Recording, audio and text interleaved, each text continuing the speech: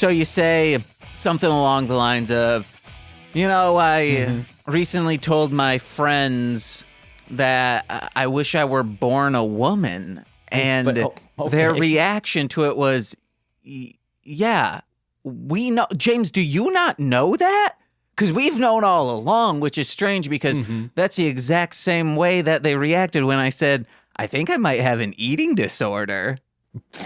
See, you use that material. All right, so I can use that material, but I do need to perform it as James, co-host of Sweaty Time Pro Wrestling, alongside his other co-host, Sean. Welcome to Sweaty Time Pro Wrestling, where we won't tell you what jokes you have to use on stage. We're just going to tell you, we think you're swell, and you're doing a great job today. Guys, Irving Park Road, east maybe? No, west. No, it has to be east, guys. Oh, yeah. Sean is performing live on stage Wednesday night. So if you're listening to this the day of and you happen to live in Chicago or the surrounding areas, go see him on Irving Park Road. You figure out where it's being performed. The Bug House. Hold on. I can do that much. It's the Bug House Theater on Irving Park Road. They're a great theater. I'm real excited. McGarnagle is performing. I love that improv troupe. But I also love two things, saving plugs for the end, and this episode of Lucha Underground. This is the podcast where we break down Lucha Underground, the collaboration between AAA Wrestling for Mexico and Robert Rodriguez, the director of Spy Kids' own TV network, El Rey. Hey, give him his flowers. He also did things like The Faculty. Yeah, I'm sure he did. Machete. Machete fucking rules. And so much more. This dude has range is what I'm saying. Oh yeah, no, I'm not. I say it in a loving way. I love the Mariachi trilogy. It's just so funny that the guy behind the Mariachi trilogy and Machete and like all these fucking wild ass Dusk to Dawn, right? Yeah. Like all these fucking sweet ass movies, and then also like, hey, don't forget Spy Kids, baby. Like, hey, don't forget. He has range. I fostered a network that will exploit wrestlers. Yeah, I mean, I hope he wasn't, man. I fostered a network that because I know a behind the scenes thing of a specific show that was on there that was not handled well. Wait, what? I will tell you off pod. Okay, well then on pod, let us welcome you into season 2. I was going to start saying Sweaty Time Pro Wrestling. Love it. Sweaty Time Pro Wrestling season 2, episode 7, Death Comes in 3. And if this is your first time, welcome in. We're just a couple of dinks who like watching wrestling together. And I wish death would come in me. Okay, now do you wish you would die or do you wish that you were getting fucked by death? Okay, kind of. I guess I should have said 1,000 deaths will come in me. Hell, you know what? Hell yeah. Mil Muertes, our Lucha Underground champion, in action this week with a certified dumper, as confirmed by James's mother. No, that was confirmed by me. I don't think she saw him reversed. Oh, okay. I thought you asked her and she was like, yes. No. Then, hey, James's mother, we're waiting on confirmation. Email the show that you don't listen to, that you confirmed do not listen to. And tell us if you think Mill has a dumper or not. And that goes for any of you. If you guys want to reach out, tell us if you think Mill has a dumper. Let us know. The only way she's listening to this show is if Nicole or Corwin is on. And they have both explicitly refused to guest on this show. Uh-huh. Right. Corwin's like, I'm not into these wrestler folks. That's fine. If our friendship survived me not enjoying the movie Psycho Gorman, it's okay to be friends and love people that don't love all the same things you do. Okay, well, our friendship and our relationship are two different things. One of those survived, the other did not. James, I'm a little too raw for that right now. Well, Raw is War Monday night. Raw music. I don't have any transitions today. Do you want to get into the episode? Oh, absolutely. Episode 7, Season 2 of Lucha Underground, entitled Death Comes in Me. Yeah, hold on now. It is Death Comes in 3, because we have our big main event tonight, the triple threat between Penta, Puma, and Mil Muertes. Oh boy, oh boy, oh boy. Can I just say some stuff about that real quick? You know what? Yeah, as long as you don't get spoiler territory, I guess. If this match does not have on Cage Match a 5 out of 5 star rating, do not believe anyone who gives it below a 5, because those are also the people that would rank a Sunset with a 4-star review. Wow, that was beautiful and petty. Not petty. Petty. People just ranking this not a 5 are petty. If this isn't your favorite match of all time, get fucked, nerd. I'm not saying your favorite match. You have to agree that this is a 5-star match. Sean, are you not saying it's a 5-star match? Okay, hold on. I did not say that this was not a 5-star match. Because now our relationship might weather, okay? Hold on. All I'm saying is it was a great match. I'm not, no bits aside, amazing match. Do you want to know the ranking on Cage Match for it? 5 stars. So it's out of 10. Oh, okay, then if no one's giving it below a 10, or it needs to have a 10. James, I'm so sorry. It has, and I will say Metacritic rules, where you know how you kind of give Metacritic a little bit of grain of salt because there's a lot of weird nerds out there. Still a very good rating, 8.61. What? I want to see the highest ranked match that has more than 100 reviews. Yeah, and this has this has about 75 votes. Okay, all right. Well, we're gonna, I guess, make 75 accounts and just give it 10 stars. Hell yeah, I like it. And there all will be, Mil has a dumper. Marge, take a look. Okay. All right, great. That's going to be every comment for Back the next. in 2016, how did they know? Oh, we just knew. Much like Sexy Star opening her locker knows that she is not alone. Sexy Star, of course, the recently kidnapped victim of Marty, the fucking creeper-ass Moth Martinez. She's back in the temple, but she's a little shaken up, I guess is a polite way to say it. She's like butter when we got her. Oh, okay, yeah. She is very rescue pet. I don't want to refer to a woman as a rescue pet. That feels bad.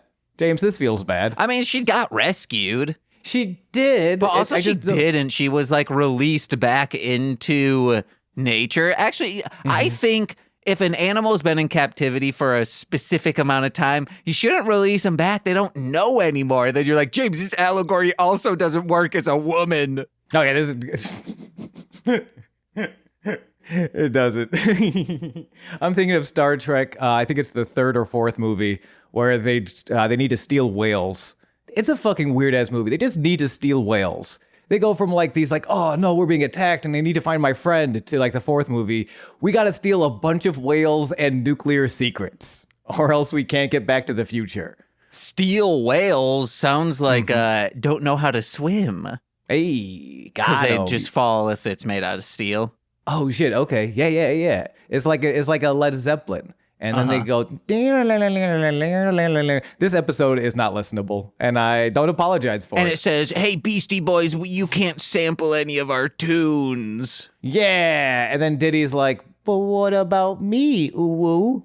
And everyone's like, of course you can, Diddy. You won't be problematic in the future. And he's like, not. I'm problematic now. Nuh-uh. Oh, okay, then never mind. He was on the Chris Gethard show. Diddy, come on our show. What's wrong with you? Yeah, hashtag Diddy Sweaty. Sweaty Diddy. Sweaty Diddy Pro Wrestling. Mac is here. James, it's the Mac. Hey girl, Sexy Star. He says he's got a match against the Moth tonight and wants Sexy to be in his corner. And she shakes her head. She doesn't want to go. So Mac reminds her that the Sexy Star he knows doesn't run and hide.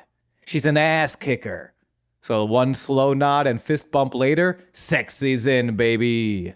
She's an ass kicker, she's strong, but she's scared of moths, as everyone should be. They're weird little bastards who are creeping on Melissa Santos. We go to the desk. I don't have any real notes for the desk this week. Very well-behaved boys. Yeah, very well. I think because all the matches on this card were so fucking good, there are like 12-second periods where they don't say a word. We've had some episodes before where we kind of point out how much more lore-driven. Like last week was super lore and exposition-driven. This one is match-driven. Yeah. These matches fucking slap. Except, one of the vignettes that is one of the peak forms of comedy that I have ever seen. I can't wait till we get to it. So rarely does James text me like, oh, this is funny. And I know exactly I confidently know what he's talking about. I knew exactly what you were talking about. And I cannot wait to get into that segment. Yes, when that lady tried wrestling a man. Yo, you're silly. You're a silly bastard. Oh, man, gosh. I'm so glad we're not like that.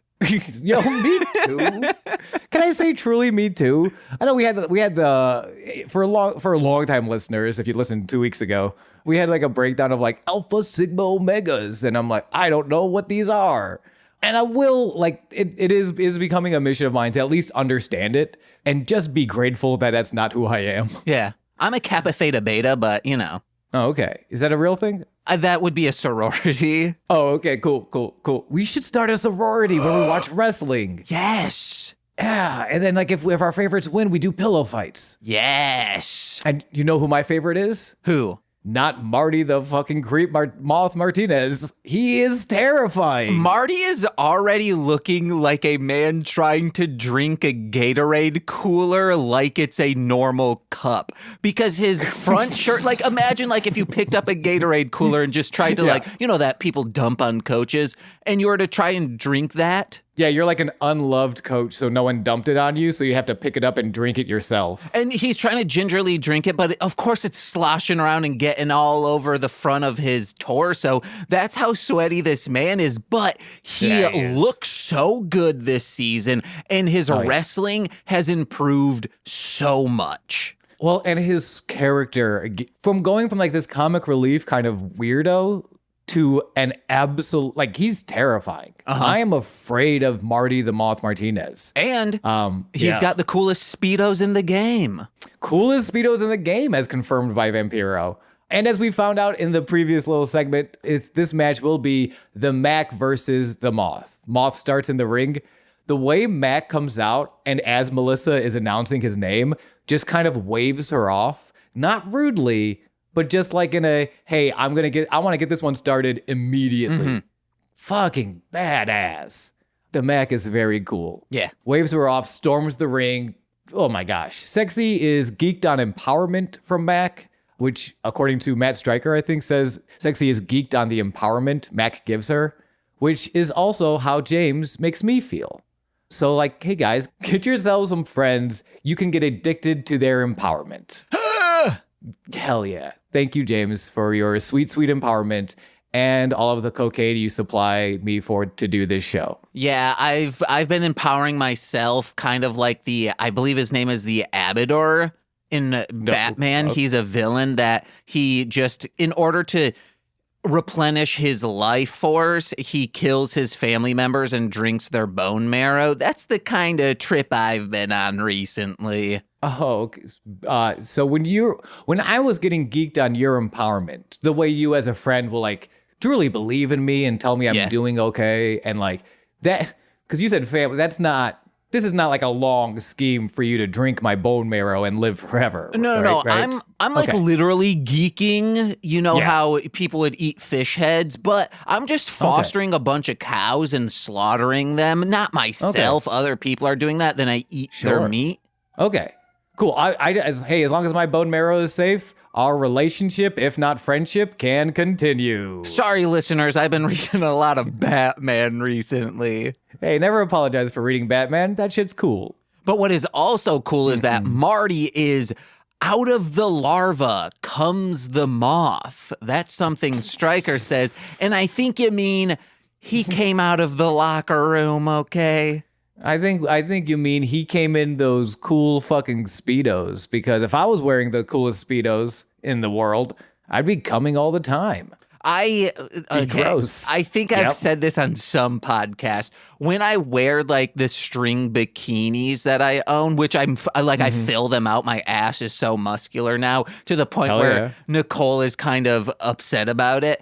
I think this was on the Darling Homebody. This wasn't on podcast. This was the Darling Homebody Shopping Network. Well, James has a baby. Just to let you guys know, James has a baby mill butt. It's angular. It's coming out. And we just want the world to know. We're about to let it show. Yeah, but when I wear these bikini bottoms, especially in the beginning, I'm like, oh, I feel sexy. So then I just get real horned up. Hell yeah. James, I know you were like super powerfully horned up. Yeah. Like more so than the average person. So much so that now, because of my ass and my thighs, I have to sleep in the nude because my underwear, when I get erect just while sleeping, doesn't fit. So I wake up from like tension. Wow. God damn. I think I wanted to say two things. First of all, sweet brag. Second of all, to be horned up by oneself, that's like a goal I think I'm working on. To like look in the mirror and be like, you know what? I am sexy enough to get horny by this. Let's fucking go. Like I'm truly like no bit impressed and like look up towards that. Well, I will also say I need to be stoned because then my body dysmorphia is like slashed in half, which that is a real thing I found out because our friend revealed when she was on shrooms, like all of 2020. Don't know if she wants me saying all of this stuff, but she like looked in the mirror and was like, wait a second, is this how other people see me? Yeah, fucking. I'm not ugly. What the hell? Let's go. You don't need psychedelics or anything like that to kind of like get outside of your brain, but they do help. Like you do it in the right environment, man. They fucking help. I was going to say, you haven't met or I then. Yeah. Because we do need that. Sometimes you do need it. It's not mandatory if you're looking for something like that in your life and you don't vibe well with those type of stuff, but they help. If you can vibe with it, fucking gay. I don't know what I'm talking about. I look up to you guys, not because you don't have body dysmorphia, but because you do, and you're still sexy as fuck about it. But you want to know who's also sexy? The Mac and Marty. Yeah. Dude, this match is going crazy. Marty's going on top. He whips on a big top rope move, so Max suplexes his way back on top. He climbs the top rope when the lights go out. And the lights come back on, a spotlight on an actual moth, but a luchador. She arrives to scare Sexy to distract Mac. Marty takes advantage of this distraction, lands a top rope curb stomp for the win at 3 minutes and 24 seconds. I'm upset. I am excited for the wrestler who this is because I know they're a veteran even at this young age. But I couldn't believe who this was. I'm upset that the lights didn't go off and then it was Marty in a wig. We didn't get our Norman Bates and it wasn't Cobra Moon, but I am very excited. So I will break down into it. Marty takes the mic to demand everyone bow to his sister, the Mariposa. Sexy has a panic attack as the temple chants, "You're both creepy." Mariposa demands Sexy to get up, and as like she's halfway through getting up, kicks her in the face. Ooh. And I cannot believe it's fucking Cheerleader Melissa, which we've talked a little bit about on Shuffling the Deck. We might have talked about her on this podcast. But Cheerleader Melissa is a legendary name in the early 2000s independent scene, was a huge force for Shimmer Wrestling, which was an independent all-women's federation. A lot of names came through there. Becky Lynch, Asuka, like a lot of... And, of course, in TNA, she was a very politically incorrect rendition of a Muslim woman to manage Awesome Kong. She has an interesting career is what I'm trying to say. I was trying to find, I was like, is she at all Muslim IRL? And I'm like, I couldn't find anything to back this up. Do not believe so. This also feels like, I cannot believe that wasn't WWE who made her do that, but... Yeah, true, fair. When TNA fucks up so bad, you think they're WWE. But I read that she started training at 15 because her father was Doug Anderson. and was trained by Billy Anderson. And she's been wrestling like in matches in front of crowds since 1999 when she was 17. Yeah, Cheerleader Melissa. Cheerleader Melissa is a name I don't know super well. Like, I wasn't clocked in on the indies at that time. But like every time when I was looking stuff up for Shuffling the Deck, or even I'm just like kind of looking up stuff about wrestling, like I always find out like, hey, you remember Raisha Saeed? She was a lot better than she was presented on TNA television. Mm-hmm. Goose, trust us. You need like, so I'm very excited. I'm very excited to start seeing some Cheerleader Melissa that is not TNA's version of her. Very excited for this. Yeah. We cut to Phoenix just kind of walking around. He grew up with nothing to call his own. He explains in voiceover. The world didn't want him, so he sought a different path. And it's just footage of his kicking ass. Wait, he said the real world didn't want him. But excuse me, yes. We can't all be the Miz, Phoenix. Wait, oh, boo, boo. James, you're a fucking puck if I've ever seen one. I don't know. Oh, okay, because that's a real world character. Yeah, I think he put his dick in peanut butter. Probably. Yeah. Anyway. Rhett and Link did that once. The Legend of Zelda character? No, Rhett and Link from Good Mythical Morning. Oh, okay. They read explicit fan fiction of themselves on the show, and one was where they both love peanut butter, and they noticed there was like a hole in the peanut butter, and then they like started having sex with each other. Not even with the peanut, like, hey, look at that hole in the peanut butter. Yeah. Well, I mean, of course it was written sensually and escalating. Excuse me. That's sensual. Hey, baby. Okay, so then we find out Phoenix, he turned to fantasy.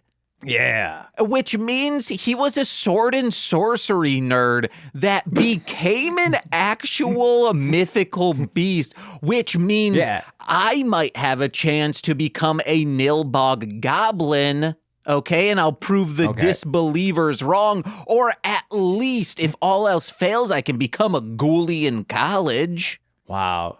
James, if you're not too busy getting geeked on bone marrow and cows, I would like to geek you up with my empowerment, because that sounds like a fucking sick-ass plan. And if any of my friends could become a big goblin... Nilbog, it's goblin backwards, bitch. Oh, okay. Fuck, I watched that movie. That's a weird reason to get called bitch over. I don't think I disagree with you, and I don't know if it's because you're right or my opinion of myself is just very low right now. But fair. It's goblin backwards. If you want to know what that's about, fucking just get on that Patreon, bitch. I haven't revealed this. I was stoned watching Best Worst Movie recently, and that's about the making and the resurgence of Troll 2 and it becoming this extreme cult hit. And all the actors, before they knew it was a cult hit, were talking about how they would hide that from their resume. They're like, oh, this is my first major or my first feature-length film and my career's dead already. I was embarrassed by it. And I started crying because I'm like, they don't know that they were in the greatest movie ever made. What is wrong with people telling them it's bad? And Nicole was just like, you need to calm down. Did I tell you? I don't think I did. That I weeped at wrestling recently. Ooh, I got a little teary-eyed in this one. So AEW had a pay-per-view a couple weeks ago. I think we talked a little. Yeah, we did. Yeah, we did. Someone who just came to AEW, first time he left WWE in his career is Edge. And my friend Steve, who passed away, Purple Prancer Forever, baby. Growing up together, that wrestling was a big part of it for us. And his all-time favorite wrestler was Edge. Hell yeah. So and they have the first match as Edge for the first time in his life outside of the WWE, but on television. And he's coming out with Sting makeup, like he's tag teaming with Sting, and not Joker Sting. So James, it's okay. But like on the entrance, the match didn't even begin yet. Not crying, not like weeping, like sobbing uncontrollably. Hell yeah. Pausing the match, being like, I can't watch wrestling right now. I'm too sad. all to say, like, certain things will evoke certain emotions.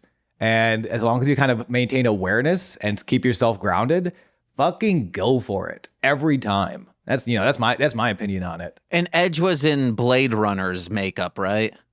Yes, he was made up to look like Harrison Ford. He was just like a lot of old person makeup to look like Harrison Ford. And he's like Harrison Ford says. All right. I guess yes and? Get off of my plane. It was also the Patriot? Air Force Air One. Force One? No, I yes and you saying it's Blade Runner Harrison Ford and not his tag team stable. There is so many layers to that joke. Shouts out to all of the old school Sting Ultimate Warrior Blade Runner tag team fans from, what is that, 87? I don't know. We love you. We love you regardless for listening. Much like I love you, James, for making those Blade Runner jokes. And Phoenix loves living this fantasy life to prove all the people who didn't believe in him wrong. They think this dream of becoming a Lucha Underground champion is just fantasy. Phoenix is here to prove that some fantasies are worth believing in, and some myths become legends. Ooh. Mega Man Legends 3 for Nintendo Switch, coming this fall. What? No, it's never coming. In the temple bathroom. Wait, is it? Well, no, that's not. Okay. Unlike me watching this next segment, Mega Man 3 is never coming. I'm coming all the time to this bathroom fucking bit right here. Jack enters this episode much like the Duke in Duke Nukem Forever. Just pissing. Pissing, being the inventor of Lucha Libre, self-proclaimed inventor. Sean, real quick, 4 years ago, we started our Duke Nukem Forever playthrough. When are we going to finish it? I don't know. I think the last time we came over, it was like, oh, this is going to be funny, Sean. Because remember, you said, close your eyes, open them. You're playing Duke Nukem. And then I didn't even get through the first level before you're like, Sean, I can't watch you play this game anymore. Give me the controller. Yeah, man, that game sucks. I tried playing it myself. It's so bad. It's one of the games are weird, especially just, I guess real quick, just like to do Mystery Science Theater on a bad game. It's weird because a lot of the times the thing that makes it bad is that it's going to be long and boring, you know? Every now and again, you might get something wild and silly, but for the most part, it's just long and boring. And Duke Nukem, that is you. Sorry. Yeah, it starts out with him pissing and being able to pick up a turd. That's the wild and crazy stuff. Then you throw it at like a whiteboard and it plops. Great. That's great. And then it's just, hey, baby, you want to fuck? And you want to look at me in the mirror where only my arms and legs move, but my torso and head do not whenever I move. And even that is still a little fun. It's the more but the deeper you get along, just the less gameplay there is. Mm-hmm. And the less things there are to do. Unlike this segment, which we got to, because this segment there's so many things. Jack Evans finishes up peeing when he gets pushed up against the wall by Drago, whom Jack Evans has been just instigating for weeks now. He says, "You're the Dragon Slayer?" Jack Evans like, "No, the people named me." No, they didn't. No, they did not. They did. The people did not. They did. And also, I'm starting to think Jack Evans might not have invented Lucha Libre. I don't want to say it. But I don't think this man invented Lucha Libre. Is it because he's so flabbergasted that a man, nay, a dragon man, could kick a light bulb out of its socket? Drago's reaction to, no, the people named me that. His reaction to just kicking the shit out of some light fixtures is either the most relatable or the most unhinged behavior I've ever seen. He's like, oh, you pissed me off so much. Fuck this light. Then enslave me, Drago says after beating the shit out of a lighting fixture. But Jack Evans doesn't think he's going to have to, because he spots PJ Black, the Darewolf, holding a pair of nunchucks. Oh, whoa. That's so crazy. Drago. Just one nunchuck versus one dragon. This is going to be crazy. I wish it was one nunchuck versus one dragon, but the world is not fair. Jack Evans also has nunchucks. How will Drago be able to counter two nunchuck wearers? Well, certainly it will not. Hold on. It will be with a third pair of nunchucks. Everyone has nunchucks. This is a digital short. This is art. This is where I said, oh my fucking God. And then I messaged you saying, this is the funniest thing. And then they start beating him down. Yeah, he still loses. Drago still gets his ass kicked. Well, no, he doesn't. We'll get it. Yeah. Wait, I think first they're swinging him at him, and then it turns into Ninja Turtles 2 Secret of the Ooze, where a bunch of Foot Clan dudes start whipping it around. Also, it's 3 ninjas. This happens in 3 ninjas too. Yeah. They go, and then the turtles just run at the person, and he's like, oh, and then that happens in 3 ninjas. I think the first one. Guy keeps whipping it around, and then Cole yanks down a man's pants or something. And he's like, "Dah!" And then runs away. I mean, in some ways, it's even, they're not nunchucks, they're swords and guns, but Indiana Jones too, in that Harrison Ford makeup. I will also, the 3 Ninjas 1 also has swords and guns v. children. It's wild. This is why next time someone tells you, that's not wrestling, fuck off, man. You weren't there for 3 nunchuck warfare in the bathroom because Jack Evans doesn't believe in dragons. And okay. And Drago whips both of them, and they both fall down, but then they tackle him and just start beating him. And this is a crime against the Endangered Species Act, guys. Truly, especially we need to protect our endangered creatures and not choke them with a nunchuck. As Jack Evan warns Drago, they'll bludgeon him to death if he doesn't drop out of Aztec warfare. When the lights go out, and a mysterious voice threatens them with the same warning.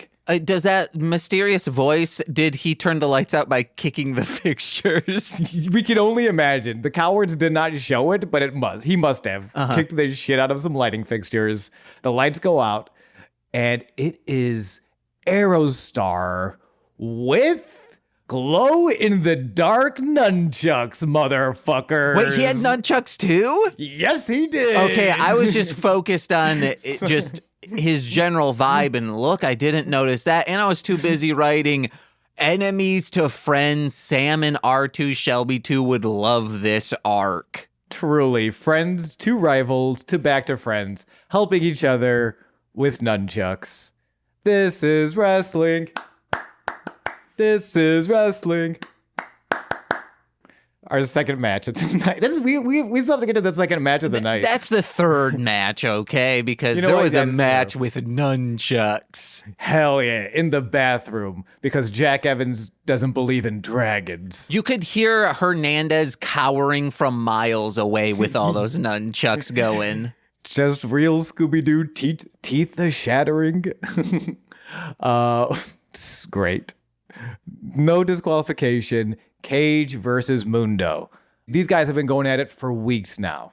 So they're going to blow it all off in this no disqualification match. Cage is already out here. Johnny does not come out. Instead, Taya, who debuted last week to help Johnny take out, or 2 weeks ago to help Johnny take out Cage. Taya's here with a mic to let Cage know that Mundo is basically just over this. Like, he's already beat you. He don't care no more. So I need my first match. Let's fucking go, big boy. Yeah, because it's no DQs. Anyone can fight. Hell yeah. In the temple, you just come in and you're ready to fucking go. Uh-huh. I also love how when she enters the same way Johnny would, just, you know, when you're playing WWE SmackDown for PlayStation 3 and you can do other people's moves as different wrestlers and it's just like pitch perfect animation. That's what she's doing, and I liked it. Yo, Taya, I forgot to look it up. How long she's been wrestling at this point? I can look that up while you keep going. Sure. But we do know she's been wrestling for a while because I love how Vamp, like I Empower You, Vamp's just gassing her up. I love it. He is. He's also like kind of shitting on her teacher. Oh, yeah. So she introduces herself as Taya, the perfect woman. And I want to shout out this line. I know you're not a man, but let's see if you have the balls to face me. Does a machine have testicles? Let's find out. Oh, they got some Steely Clackers. Oh my. I wish Steely Dan's name was Steely Clackers. Until that happens, not listening to you, Steely Dan. Sorry. I'm only in it for the steely clackers. So she started training in 2010. Okay, so a couple years in. With Lance Storm at Storm Wrestling Academy. Which is, James, do you know who Lance Storm is? I've seen this dude's face. I'm looking at him now. Oh, he was in ECW. That's where I know him from. And he was all 13 frames per second. 13 frames per second in ECW. He went into WCW. He also then went to WWE when WCW closed. Like he worked in the big three at the time. Mm-hmm. Kind of one of those guys. What's like a good example of like a rapper that rappers love, but doesn't necessarily get the attention from the mainstream? MF Doom.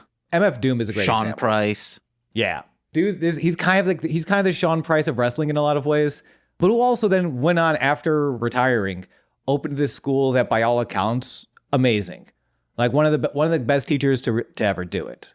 And like really just like very empowering. If the theme of the episode today is empowering, Lance Storm is one of those empowering forces in a lot of these guys' lives. Seems like a great dude. And right now he's doing a Chavo Guerrero. He's a producer on Impact currently and was on as a producer on WWE. Yeah, actually, after he left WWE, I think one of the reasons Impact is kind of going through a renaissance, there was a lot of like, even after Cheerleader Melissa being cast as a Muslim woman, it got even worse, if you can imagine it. And I think a big reason it's sort of coming back, and it is one of the better modern wrestling shows, is because of Lance Storm. I think his creative force, even if it's not his vision, he's created a strong enough team around him to like really, guys, watch Impact, watch TNA. It's real good. Fucking Mike Bailey's on there. Vera Loca chants, by the way, blowing up the temple, which I really hope weren't piped in, because that's so cool that she's getting her Vera Loca is a badass nickname, and for those chants to blow up before her first match even is very exciting. And Vampiro, I think one of the big reasons Vampiro is so geeked on her is because just like Vampiro, she is a Canadian who was adopted by Lucha Libre, which is a very specific thing to be. Literally, I think it's just Vampiro and Taya Valkyrie, but it's beautiful, beautiful to see. She is arrogant, full of herself, confident, at least until Cage clotheslines her head away from her body. Then bicep curls her into a power slam. So when this happened, like she's really playing up like, ooh, I'm going to be a cheeky little person. And Cage gives her a look saying, hey, Cage doesn't like games. Clotheslines her.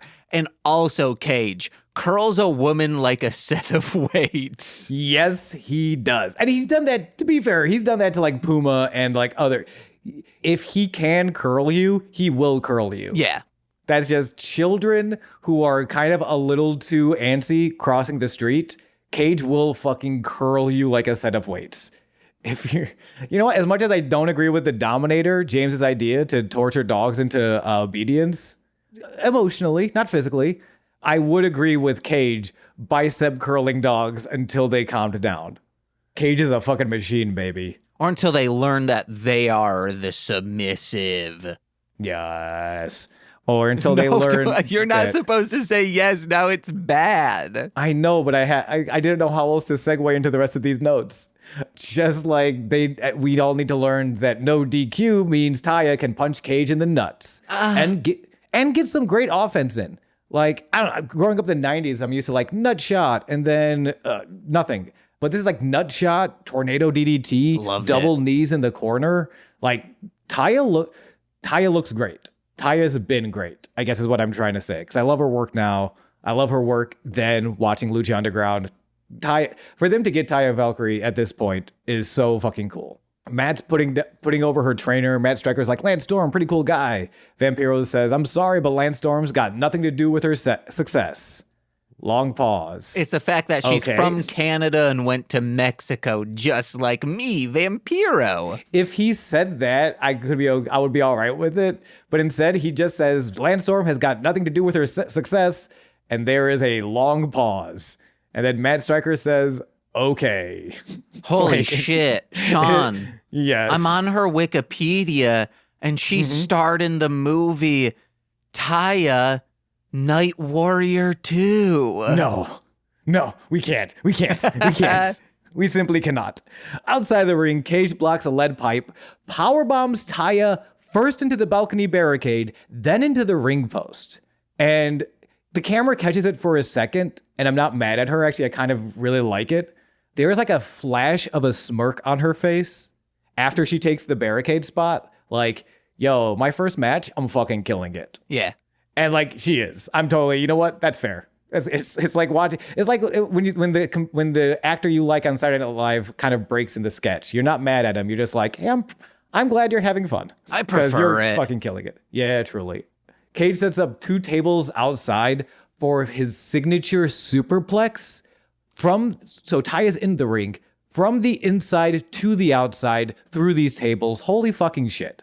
What a spot to take on your first match at the temple. I wrote down, why couldn't my mom be in town for this episode? It's a very wrestly episode. It's so good. I just said, Jesus Christ, that I thought all of them were going to die. Yeah, but like in a fun way. And they don't. This is crazy that they do this and they're fine, at least on the surface, we hope. I mean, there's both still active and wrestling. Doing some great fucking shit. It's so good. But did you know Johnny and Taya share clothes? What? Yeah, that's what Vampiro thought Stryker was going to say, which is crazy because, yeah, they might wear the flashy clothing, but they have wildly different builds. One is like 6'4", and the other's maybe like 5'7". Is she that? I think she's a little taller than 5'7". Okay, I'll look at what her build height is. All right. Either way, they have wildly different builds. Vampiro doesn't care about builds. Vampiro only cares about style and death, which this match has in oodles. What? How tall did I say she is? 5'7"? She's 5'8", so I was pretty dang close. I really thought she was like taller. My apologies. She carries herself tall. But speaking of Johnny, out he comes in this no disqualification match. Anyone can fight. Anyone can fight in my temple. He jumps Cage with the lead pipe, drags Taya over him, and this is the finish. 1, 2, kick out? I really thought that was going to be the finish. Mm-hmm. I was shocked this match kept going. And when Johnny comes in the ring, a cameraman was a little too close because Johnny accidentally kicked the camera. A little bit. He's a cheeky little bad guy. He can kick the cameraman a little. After the kick out, both of the actual participants are on the ground. Neither are awake. So Johnny has the time to look under the ring for plunder. He pulls out like a cinder block, beer bottles, kettle weight, a knotted rope. Eventually he gets back in, but has given Cage a little too much time to recover. Spine buster. Curb stomp through the cinder block, but Taya jumps on Cage's back to stop it. Johnny with a beer bottle to Cage's face. Nothing. Another one. Nothing. Absolute fear in this man's eyes as Cage does not react to the beer bottles. So he throws Taya Valkyrie into him before escaping. Cage gets her set up for the Weapon X, and Johnny's on the outside, still big scared eyes. Don't do it. Oh, you better not do it. He does it. Weapon X for the win. Cage goes over at 6 minutes and 59 seconds. If I would love to have Melissa Santos on this show and we ask her like, hey, when did you like realize, hey, Cage, that's the man for me? I'd love it if she said something along the lines of, oh, he was always so sweet to me and kind, but man, seeing him take a beer bottle to the face and not faze him, whoo, hell yeah. Well, we'll see if he gets phased as Johnny as we fade to black, just goes, yeah, I'm still going to take your ass to Slam Town. And Johnny, thank you so much for making sure that I'm going to take your ass to Slam Town is your catchphrase. Yeah. I cannot. Oh, I love him so much. Shelby's about to see him. She's going to her first wrestling show. And I'm looking at the bill. It is your favorite, Nick fucking Gage, and Maki Ito versus Taya and Johnny. Oh, hell yeah. They're going to take that fucker down. They're going to take he's going to say, I didn't know this was a death match. And they just pull out goddamn swords and they say, well, it is now. And then Phoenix is in the background saying, yeah, swords and sorcery. Meanwhile, Jack Evans, PJ Black, Aerostar, and Drago are in the bathroom with nunchucks, just waiting for someone to come into that bathroom. So Shelby, do not use the public restrooms. You will be attacked by nunchucks. You see Hernandez like holding his penis like he has to pee, running to the bathroom, and he goes in, and then you see him just running out saying, "No, not again." That goes into the women's restroom. Yeah. Oh yeah. He's like, I still need to pee. Restroom. Yeah, man. Absolutely. It can't be nunchucks everywhere. Famous B's parking lot of deals, and he's got a purple wizard head on. I recently read his LinkedIn bio, and the bio is just world famous, recently retired, wears a wizard hat. And you know what? That is enough. Sometimes you just have to accept that you are enough and you are beautiful. And Famous B, you are enough and you are absolutely beautiful. Okay, well, you shouldn't accept like, oh, I am beautiful. No, go to Famous B, who will make you famous, which will make you beautiful. Just like, hey, meet Brenda. I don't think there was a polite way of saying it, so I had, she is an urchin of a woman. Is that too mean? Is that too mean? No, that's what they were implying. It's not you who wrote this. It was Big Dick Johnson or whatever his name is. Big Dick Johnson writes in Brenda, woman with knock knees, rags, a walking stick. She has no job, no car, no hope. But she wouldn't have these problems if she was, crosses her eyes, looks into camera, famous. Luckily, Famous B has the magic touch. And by magic touch, I mean a literal Kirby Star Rod magic wand, which transforms Brenda from a Dickens character into a certified hottie. Dial 423-GET-FAME to let Famous B touch you with his magic wand and get famous. And then there's a cat in the background that goes, Warp Star. Yep. That's a cat didn't do it, but like there wouldn't be like this giant mountain man who can talk within this realm. I mean, there could be, I guess Mill could say in the background because he's a giant mountain man, could say Warp Star. That's a reference to Kirby right back at you.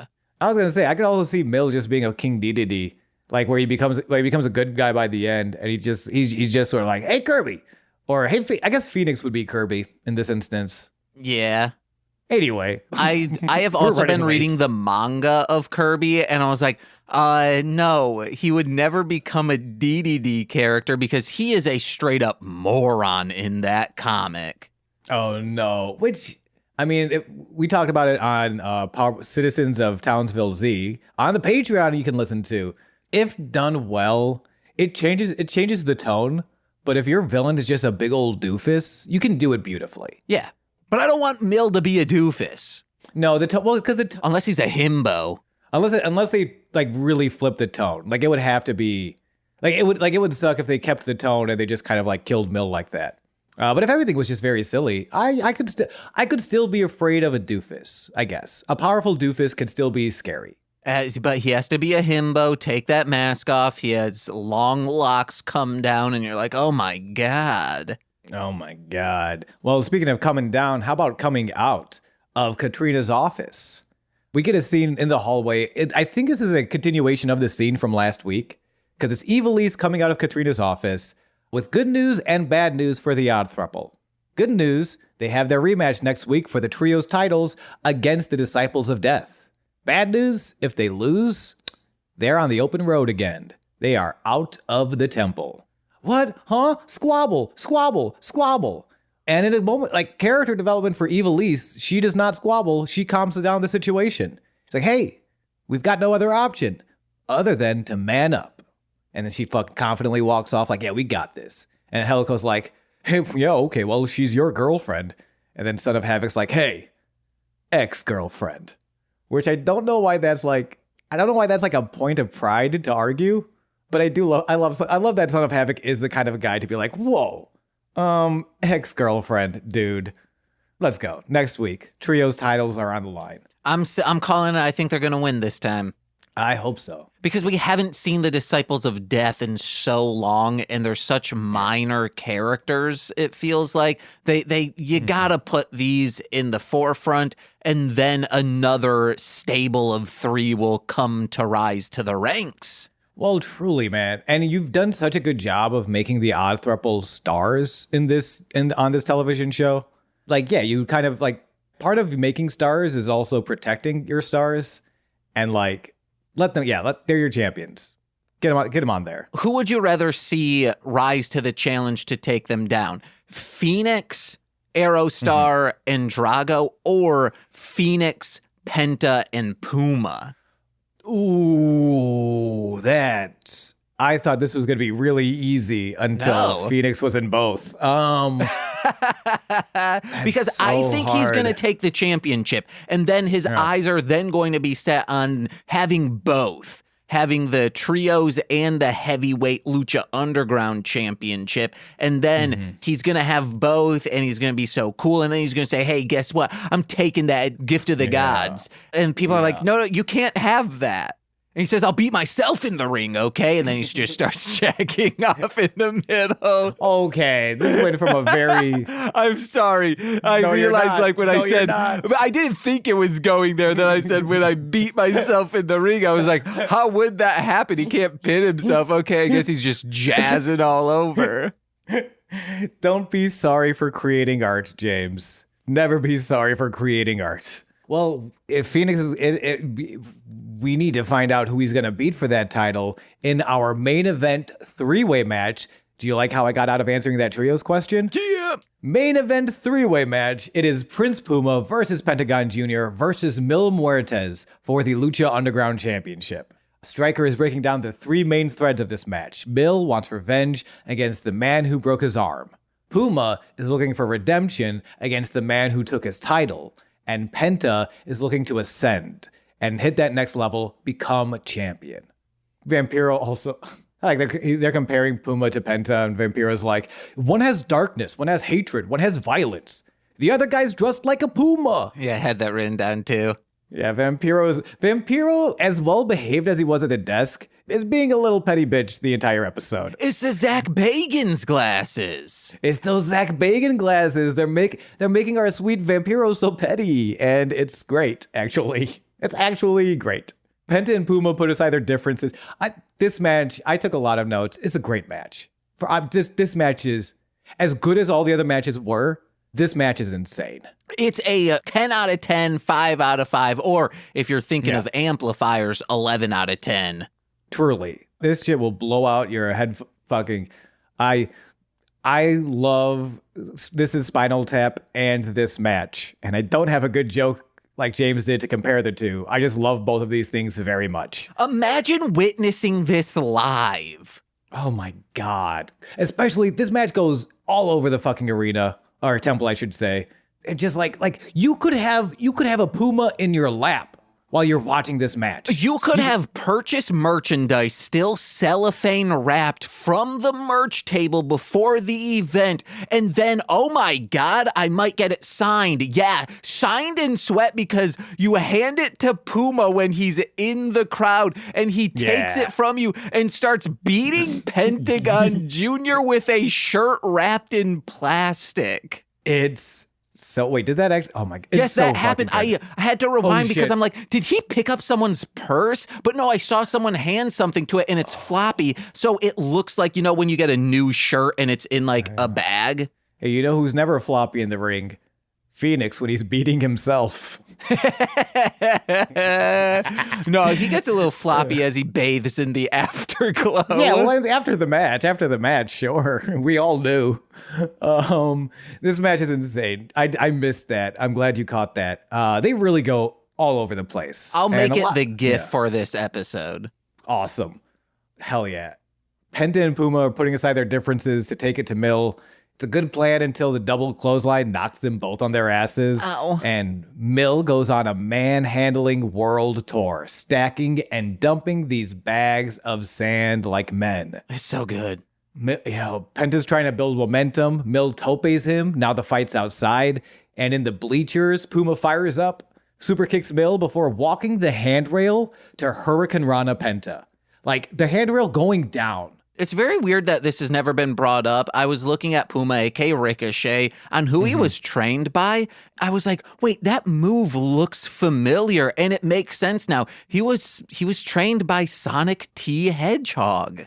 I gotta go. I gotta go. Shouts out to... He's grinding those rails, baby. Oh my gosh, rolling around at the speed of Chuck Taylor, who also actually helped train Ricochet. Yes, helped. He was an assistant with Sonic T. Sonic T. Hedgehog, yes. Sonic T. Hedgehog and Chuck Taylor making that handrail spot look so fucking cool. Oh, yeah. Do you know Sonic's real name? Oh, I did. It's something very dorky. Yeah, it's Agaville Maurice Hedgehog. Yes. Ogilvy Maurice Hedgehog, which I think in one comic someone just says, yeah, my name's Maurice. Hey, I been ogling Phoenix beating himself in the ring. I hate that joke. Cut it, please. That sucks.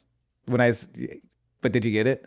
I said I was ogling while Phoenix was masturbating to himself. Oh yeah. I posted a comic strip of him saying, actually, he says, Speed's my middle name. Actually, it's Maurice, but don't tell anyone. I don't like this. I don't like the look that Sally is giving him. Like it's real. It's a lot of Marty the Moth vibes. The way he is like power walking towards her and she's just trying to get out of there. She's like, oh no, I can't be pregnant right now. Literally. Sonic Dreams is real. For anyone fantasy. Who isn't familiar with Sonic memes, Sonic included, most of them are usually pregnant, any of the characters. Yeah. And also, to anyone not deep into Sonic memes, congratulations. Run away from this. Yeah, Sean. Run away from this as fast as possible. Sean, let's get done with this episode.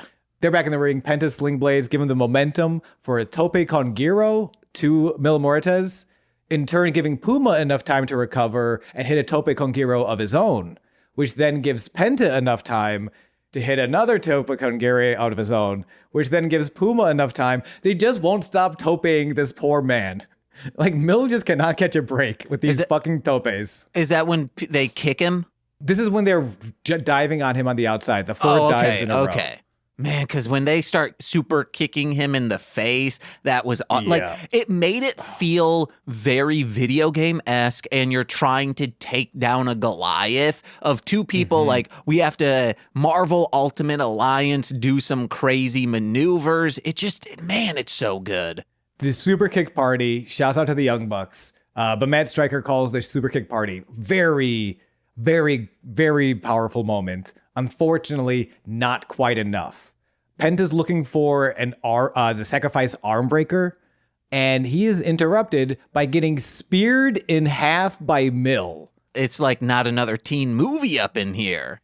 Yo, how so? Wait, what? In that movie, the friend gets like speared two ways and he gets ripped in half on the football field. Oh, yeah. It's like that. Penta, R.I.P. Penta. He has been ripped in half. Yeah, whenever I see spears, that's what I think about. It's not another teen movie? Yeah. Hell yeah. Whenever I see a dildo fly into a cake, I think about not another teen movie. Whenever I see a banana up the ass crack, I think of, hey, my regular Tuesdays. Well done. Yes. More spears as Mil spears Puma, who's just trying to stand up again. More spears than the credits of a Scooby-Doo cartoon, babe. That feels very clever, but I did not catch it. I will be honest. Ruby Spears they created Scooby-Doo. Oh, shoot. Okay. Nice. I thought that was Hanna-Barbera. Ruby and Spears worked for Hanna-Barbera on a lot of stuff. And yeah. Hell yeah. Well, you know what worked for me? Double goozle, double flatliner. Mil pins both men. Just a hand over each of their chest for the decisive victory. 11 minutes, 57 seconds. After the match, Katrina's got a double lick duty on two corpses as Mil stands tall.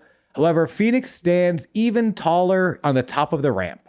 says, sorry to say this celebration won't last long, because next week I'm cashing in my Gift of the Gods championship. The man of 1,000 lives is coming for you, your championship. Animo! Mill be scared, animo, baby, as this one is over. This is when I started tearing up. I'm like, he's doing it, man. He's doing it. Let's fucking go. Phoenix, my baby boy, I love you. And I love all you guys for listening to this episode. Sincerely, thank you so much. This has been a pleasure. James, I think I should do my plugs now. Go for it. Hey, you can always find me on twitch.tv/GooseVonKaiser. And if you're in Chicago this Wednesday, which is December 9th, I believe. December 6th. Thank you. December 6th, Wednesday, at the Bug House Theater. I am playing with McGarnagle, or I'm telling jokes on a show hosted by McGarnagle. McGarnagle is, no lie, my favorite improv team in the city. They do a serial detective show, and it is fascinating and so fun to watch. Sweater Daddies are on that as well. Kittens, Louis Castillo. It's going to be a great show. That's the Bug House on Wednesday. Come through. And I might be there in attendance. Don't know for sure yet. Hey, regardless, I know you support me, whether you make it to the show or not, and I thank you for that, even if our friendship ended the day you found out Psycho Gorman really wasn't my bag. Hell yeah, brother. Hey, guys. Hell yeah, brother. Over on Mostly Speaking Sentai this month, we got Pissmas coming out. We're watching a Masked Rider Christmas special. Gonna be great. Sean's gonna be there. Tentatively, Sean, Shane, nice. Lil Corey, and Torchy Berry, your roommate. Yeah, so you guys will probably just drive together. We're not roommates. You confirmed last episode. Oh, okay. I have a new single coming out on December 29th called Critters Pay for Loads. Think of that title. It's literal. And that's with me and Dragon Boy Suede, December 29th. Listen to my other podcasts. Follow me on TikTok or Instagram. We blew the fuck up on Instagram. We got 30 new followers in a single day. That was really cool. Hell yeah. Talking about Mill. If anyone found us through the Instagram or the TikToks, I am so thrilled. And James, this is all James doing of the work here, that we could just share our goofy little gags over some great wrestling clips that may have gone unnoticed. This was a weird channel to have. It really, James, I'd like to thank you. And I would like to thank everyone who watched those. It makes me so happy that we can share this badass wrestling and do our goofy little gags over it. It makes my heart smile. Yeah, and you want to know what would make me happy? And the best way to thank me is by heading over to patreon.com/MLM pod, where for $5 a month, you get exclusive content every single Friday. Yeah. This Friday is Mostly Speaking Sentai After Dark. Season 2 of Akiba Ranger. I think we're like midway through. Nicole's loving it. I love it. It's a fantastic time. We've got 2 episodes of Citizens of Townsville Z coming out, and I don't know what we're doing for straight to Patreon this month. Maybe a Christmas horror movie if we can. Maybe we'll do Santa Jaws. I think we might get Lil Corey and or Shane over because we did The Killing Tree last year and that was a wild one. So we might do Santa Jaws or maybe Beethoven's Christmas Adventure. The dog? Yeah.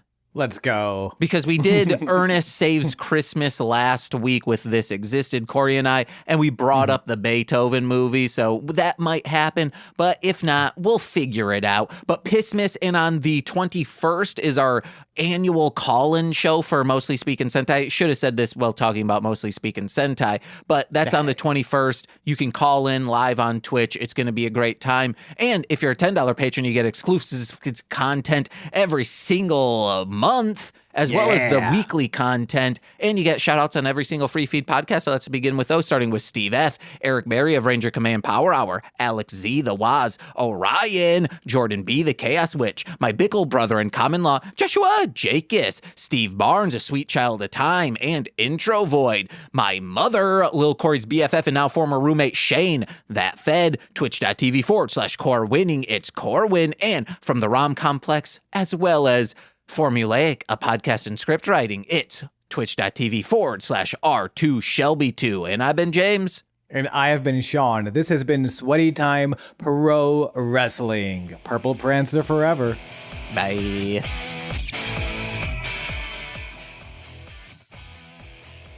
Oh, yeah.